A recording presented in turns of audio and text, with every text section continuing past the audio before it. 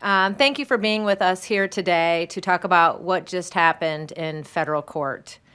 This guilty on all charges verdict has proven what Republicans have already known. We need real ethics reform. Our system has allowed bad actors and political insiders to succeed at the expense of honest, hard-working Illinoisans. This must not continue. We have an opportunity to invoke change. For years, our caucus has put forth proposal after proposal to no avail. We hope the news today marks a distinct change in the ongoing chapters of corruption in Illinois politics. Every single Illinois lawmaker should be compelled to work with us on this, to prevent this embarrassment from continuing, to bring about honest, accountable, and trustworthy government. Ethics reform should be the General Assembly's top priority. How many indictments is too many? How many more court rulings do we need to make unethical behavior stop? We can't do this alone. We will always be ready to work, put ideas forward, and fight for what's right. To work toward a better state and an efficient, effective government that our Illinois families deserve. So I'm calling on our Democrat colleagues to work with us and to let's get this done before we adjourn. I would like to now introduce Representative Spain. I just realized I didn't introduce myself. So there you go. Thank you. Thank you, Leader McCombie, for being here. Listen, today is a sad day for Illinois. And while I'm certainly glad that justice was served, today should be a reminder on the sad state of our politics in Illinois, a state that has persisted for far too long under the leadership of Mike Madigan and unfortunately continues forward today. Again, my name is State Representative Ryan Spain. I represent the 73rd District and serve as a deputy leader for the Illinois House of Representatives in the Republican caucus.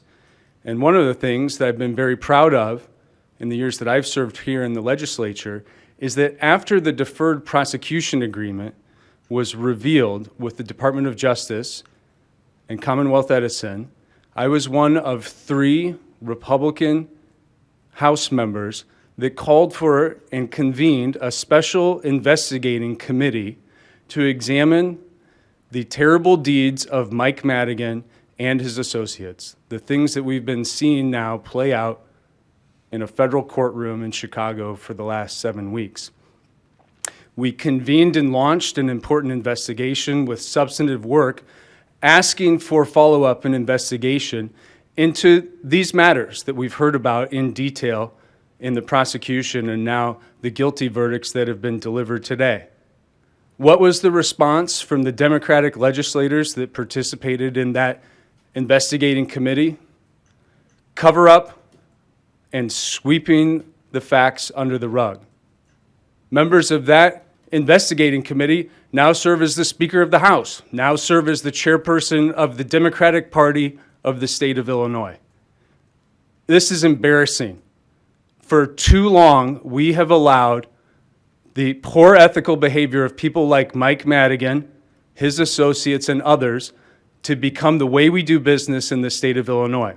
And unfortunately, the Madigan way is still the way in which our government works here in Springfield. It has to stop now. As the leader said, how many more indictments? How many convictions? How many people have to go to prison before Democrats in the state of Illinois will get serious about rooting out the corruption that has drug our state down for far too long? We need to examine every inch of Mike Madigan's rules that are still the rules of business for how the House of Representatives works, still to this day, even while he's gone and out of office. And we need meaningful engagement on ethics reforms that tackle many of the problems that you've seen on full display in the federal courthouse. And now I'll turn it over to our Republican floor leader, State Representative Patrick Windhorst. Thank you. I'm Patrick Windhorst, State Representative in the 117th District, which is all or parts of the southernmost 10 counties of our state. Today's news of guilty verdicts in the case of the 4 former utility giant Commonwealth Edison officials should serve as a wake-up call to all Illinoisans, especially Illinois Democrats that hold supermajorities in both chambers of the legislature and every constitutional office statewide. The time for delay on ethics reform is over. The time to clean up our state government is now.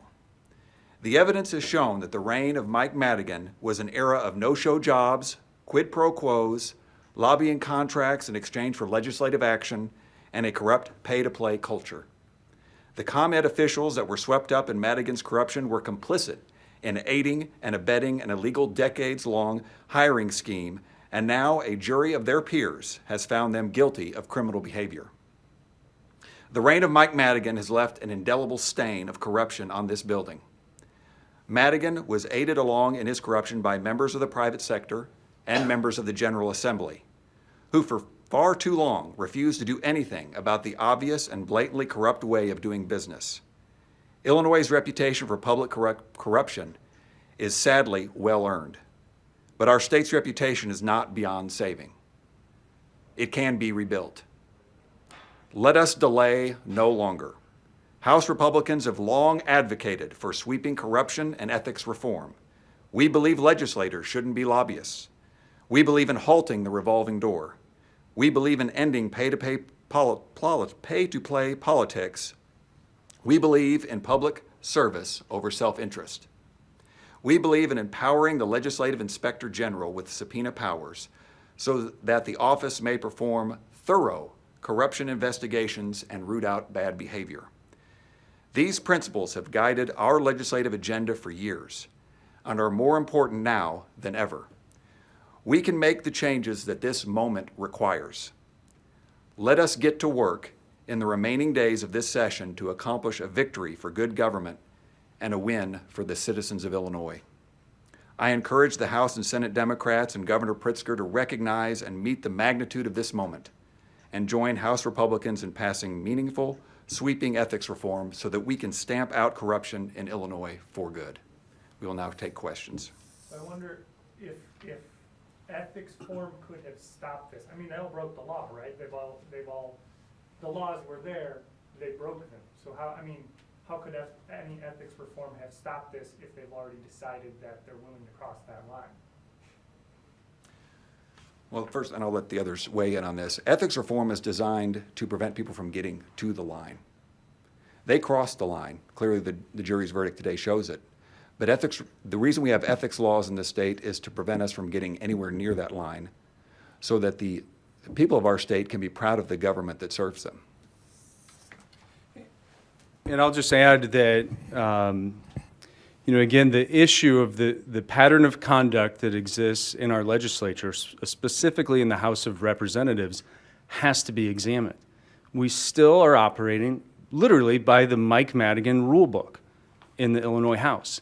And it's those rules that allowed the Speaker to kill his daughter's legislation or to bottle up certain bills in different committees or use the House Rules Committee without any abilities for members to discharge legislation, to raise questions that were not part of the agreement or now what we've learned, part of a larger scheme of practice by Speaker Madigan. And so we need ethics reform so that people stay away from the line, as Leader Windhorst said, but we need rule changes too to make sure that no one is able to wield so much power that they utilize it for their own corrupt purposes. And that's what we continue to see in the Illinois House. And I'll just also add that let this verdict show that penalty enhancements do deter crimes. This will be a firm example of if you do cross that line, what can happen. Leaders, or this is for any of you, forgive me if you have addressed this or you may or may not have. When the legislature passed the series of ethics reforms, I believe it was 2 years ago or about 2 years ago, what was it about the reforms that you don't think went far enough? What would you have liked, like of those reforms that were passed, what would you have liked to see? So as Leader Windhorse said, That wasn't in there before. yeah, so, the subpoena power for the legislative inspector general, the prohibition of the local lobbyist loophole was something that wasn't included. We've learned a lot over the past 7 weeks about the ins and outs of lobbying in the state of Illinois by some of the leading experts who carried around magic lists of special people that were distributed for certain initiatives to please Speaker Madigan. So we've learned a lot about lobbying and some additional reforms that need to be placed on lobbying, including the practice of legislators serving as lobbyists, either with a revolving door that is not adequate, or serving in the legislature and being a lobbyist for a local unit of government. So those things are just a few examples, but I think more importantly than some of our frustration of what we would call watered-down ethics reform that were passed 2 years ago was the resignation of the legislative inspector general, who said, "You've made my office into much more of a paper tiger." Mike Madigan has been indicted, this deferred prosecution agreement has been revealed, and you're doing things that effectively are weakening my position to hold legislators accountable and hold very powerful people like speakers of the House accountable.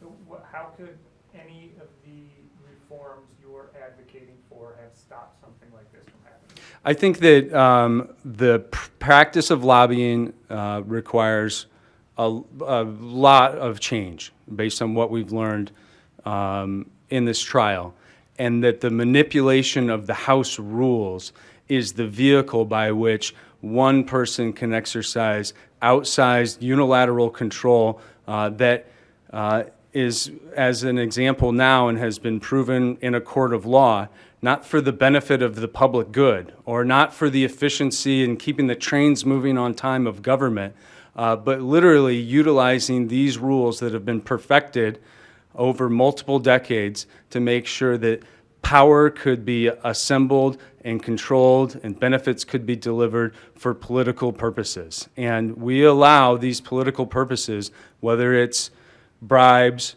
jobs, legislative redistricting activities that the governor promised he would rein in and failed to do so. These are the tools that are used through an absolute corrupt majority to further their interests. How did the House rules help them override Governor Quinn on whichever piece of legislation was, the smart grid or whichever one? That's such a big part of this. How does House rules, prevent that leader from holding that sway over his caucus? Well, I serve on the House Rules Committee, and I have no ability to affect any change within the discharge of even amendments for my own legislation. So the Rules Committee is a creature of the Speaker of the House that is utilized as a tool to allow good legislation to die or to empower bad legislation to move forward. And what we've learned about on trial is that the purposes of those decisions aren't on the merits. We've learned so much about what are the true stories about how legislation moves forward in the state of Illinois or is restricted from moving forward. And so I think we all want to be a part of a state government where good policy is given a fair shake to have an up or down vote. And we don't allow that to happen because we have given tools like this have become tools of corruption utilized to the perfection of former Speaker Madigan. So what do you change about the Rules Committee, the legislative process, I guess has been exposed in this trial to, as you say, make good bills actually move forward? Yeah, so we've proposed a series of adjustments to the House rules at the beginning of this session.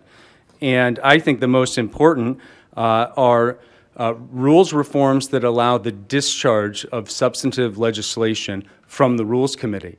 And I think we would bargain in good faith with our counterparts on the other side of the aisle. What are the thresholds needed to do so? But that is not an opportunity that we've been given. So we've made recommendations that if you have a certain number of co-sponsors on a bill from both caucuses, what are the examples of bipartisanship that could be shown which would allow legislation to receive an up or down hearing. Now, we can't preordain the outcome of the vote, but we have so many good bills in the state of Illinois that never make it to a vote.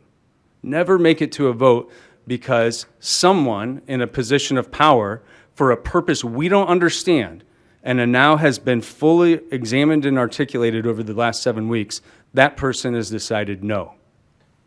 Many Democrats said that the most recent ethics law was a step in the right direction, but they agree with most of you that it didn't go far enough. Now that the election season is over and you guys are here, have plenty of time to do something, do you think you'll finally be able to get Democrats to budge on this, especially after this came out? You're talking about our committee? Yes. So Leader Spain and I serve on the Ethics and Elections Committee, and we have not taken a single vote this session on an ethics bill. It's all been about elections, right? It has. And even then, we've only heard subject matter testimony for the most part. Nothing on ethics, no votes on ethics reform. Today should be a wake-up call. It should start immediately. Is there a hearing plan this week for that committee? No. No. The speaker says we have a new generation of leadership now. Is it a new generation, or is there still ties? Do you feel like you can work with this group of leadership to actually make changes, or do you feel like that ship has sailed already? Well, yeah, we have working relationships with our colleagues on the other side of the aisle, but not necessarily our priorities. So we're at the mercy of the majority. Hopefully we change that in future elections. But right now, we are at their mercy to go with their priorities. This has been a priority of our caucus for several GAs ever since we've been here. And like we've all said, now is the time that they take that priority and make it part of their priority package as well. So I hope so. There's definitely some folks on the other side of the aisle that are honest, transparent, and work in good faith. Now, whether or not they can get the rest of the Democrat caucus to follow their lead will be the question that only time will tell. Thank you.